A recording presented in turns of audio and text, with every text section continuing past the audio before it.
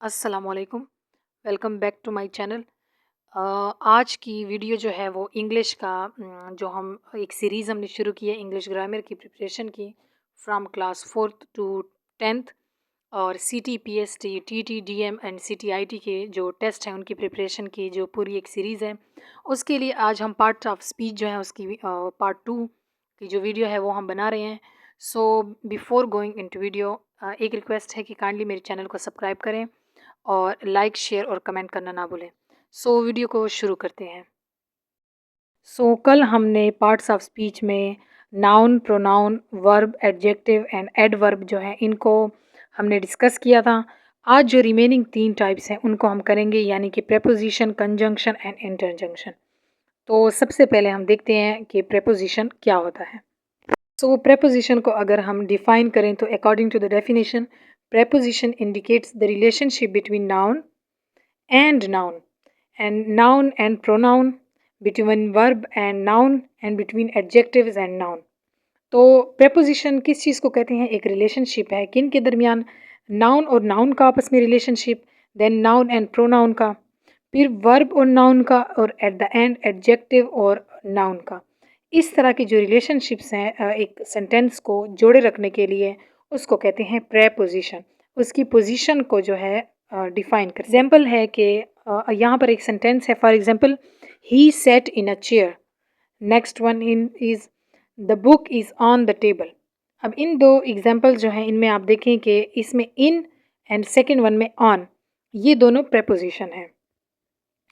Next अगर हम देखें तो टाइप्स हैं, डिफरेंट टाइप्स हैं प्रेपोजिशन की, उनके हम यूज़ देखते हैं कि प्रेपोजिशन को हम एक सेंटेंस में कैसे यूज़ करते हैं। फर्स्ट वन है एट और इन। एट और इन को अब हम यूज़ करेंगे, ये दोनों प्रेपोजिशन हैं। इनको हम कैसे यूज़ करेंगे, पहले देखें आप। At is used before the name of location and position and before the words showing point of time. At को हम कहाँ कहाँ यूज़ करेंगे? किसी भी जगह का या किसी भी पोजीशन का अगर जिक्र हो तो वहाँ पर हम एट यूज़ करेंगे, और कोई भी वर्ड हो जिसमें पॉइंट ऑफ टाइम का जिक्र हो उससे पहले हम एट को यूज़ करेंगे।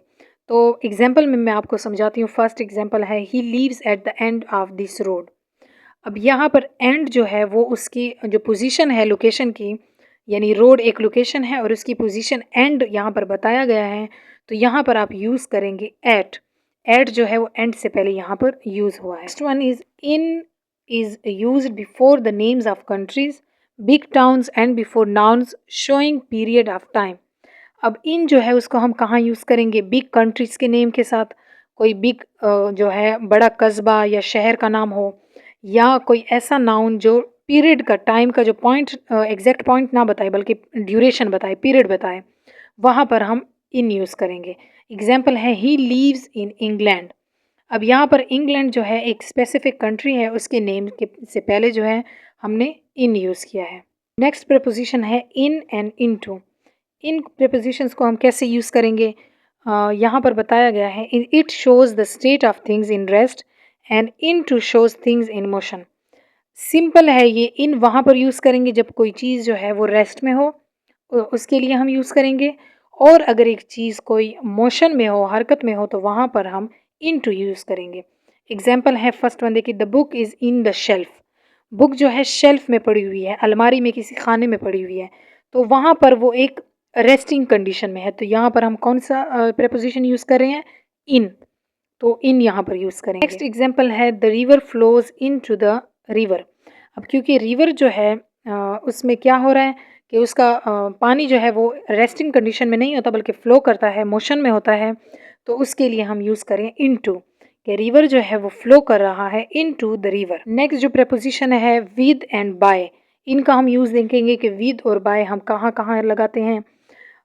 Bye is used with the doer of an action and with is used before the name of the instrument with which the action is done. बहुत सिंपल है ये भी। बाय को हम वहाँ यूज़ करेंगे जो कोई बंदा काम कर रहा है, कोई एक्शन कर रहा है, उसके साथ हम इसको यूज़ करेंगे।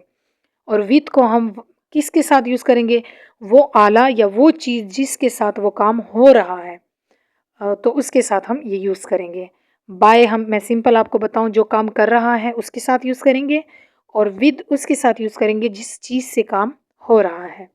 एग्जाम्पल है first one, the donkey was beaten by Ali with a stick.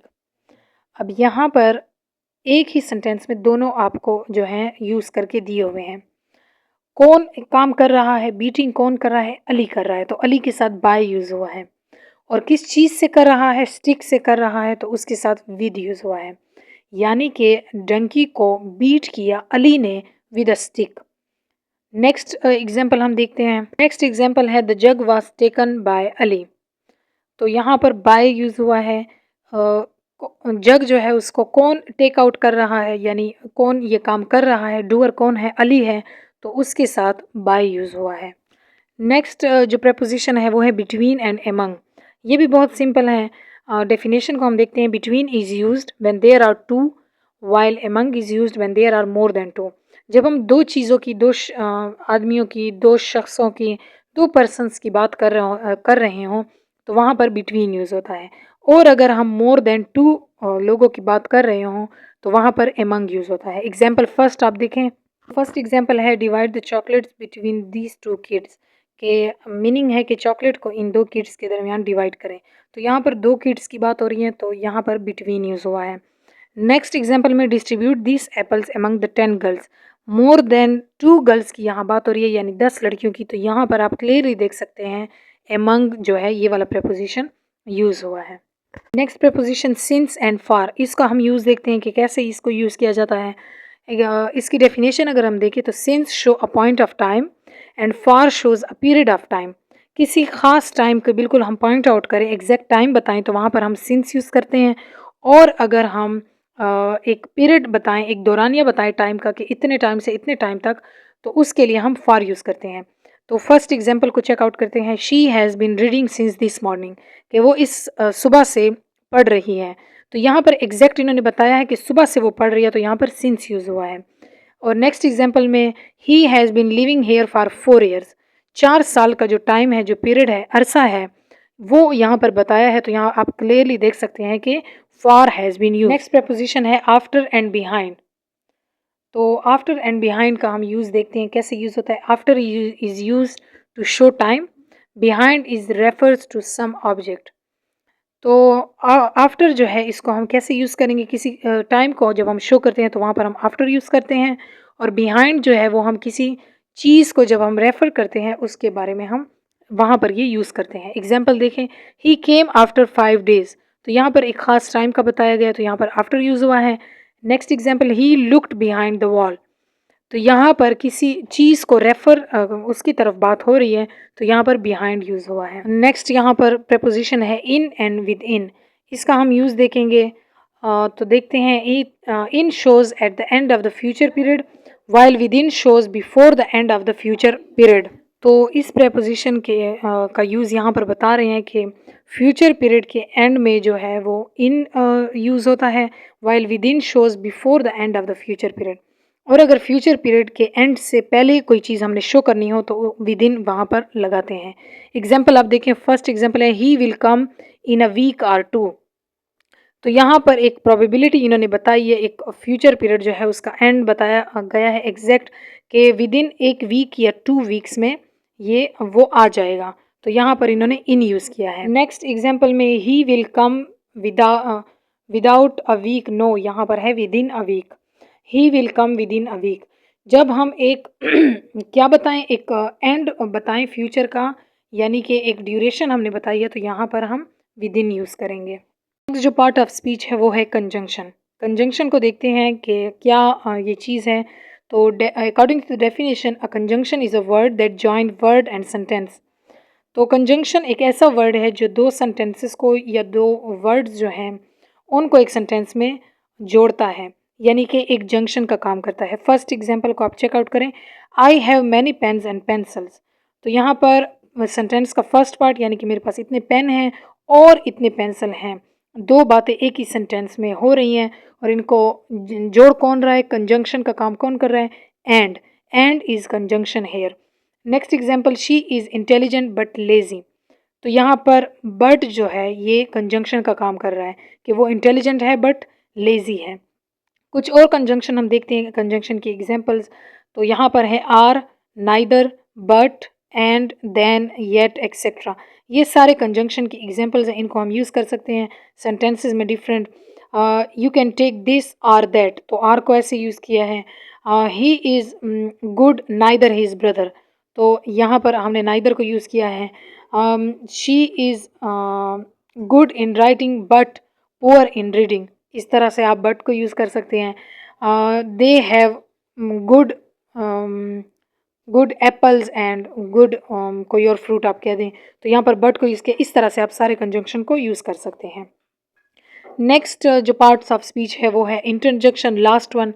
तो according to the definition, interjection is the word that shows some sudden feeling, sad और हैप्पी इमोशन।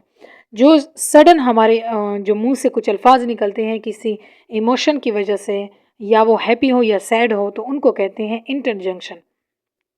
यहाँ पर फर्स्ट अगर हम इसकी एग्जांपल देखें तो हुरा, एल्स, ब्रेव, वेल डन, ओह, ये वाले जो वर्ड हैं इनको हम कहते हैं इंटरजंक्शन। इनको हम डिफरेंट सेंटेंसेस में यूज़ कर सकते हैं, जैसे खुशी के मौके पर हुर्रा, या एल्स किसी को अफसोस करना हो, ब्राओ किसी को वेल डन देना हो, एंड ओह जब आप किसी सैड न्यूज़ को सुनते हैं वहाँ पर। तो ये थे कंजंक्शन और यहाँ तक एंड हुए पार्ट्स ऑफ स्पीच। तो इंग्लिश की नेक्स्ट वीडियो तक आपसे रिक्वेस्ट है कि चैनल को सब्सक्राइब करें, और हम आपको जो नेक्स्ट टॉपिक्स हैं उनकी वीडियोस आपको मिलती रहेंगी। So subscribe to my channel and like, share and comment. Thank you.